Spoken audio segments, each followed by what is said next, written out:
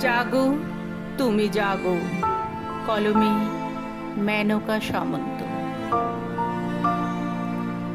এই যুগের মহিষাসুররা দলে পিষে মেরে ফেললো একটা জ্যান্ত দুর্গাকে। তারপর মাতল পৈশাচিক আনন্দে। পাশবিকতার চরম শিখরে পৌঁছে গেল তারা। জ্যান্ত দুর্গাটা হয়ে গেল একটা লাশ। তাকে নিয়ে চলল প্রতিবাদের ঝড়। মিটিং, মিছিল, মন্তব্যের ভিড়ে প্রতিবাদটা রাঙল বিভিন্ন রঙে। কোনোটা সবুজ, কোনোটা লাল, কোনোটা আবার গেরুয়া।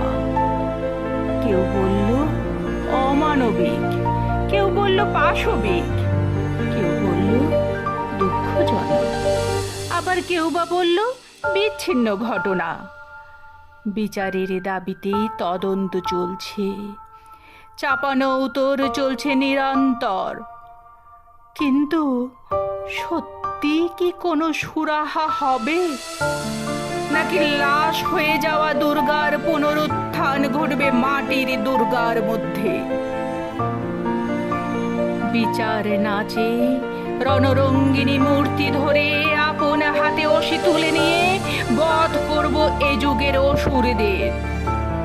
জ্যান্ত দুর্গারা লাশ হয়ে যাওয়া দুর্গার জন্য সমস্বরে চিৎকার করে বলবে না, জাগো, তুমি জাগো। যদি কেউ না বলেও, মাগো, তবু তোমরা জাগো। হও দশপ্রহর অনধারিণী। সন্তানকে রক্ষা করতে তুলে নাও অস্ত্র আপন হাতে। বধ করো তাদের, যারা ছিনিয়ে নিচ্ছে সন্তানদের তাদের মায়ের কোল থেকে। জাগো, মাগো, তোমরা জাগো।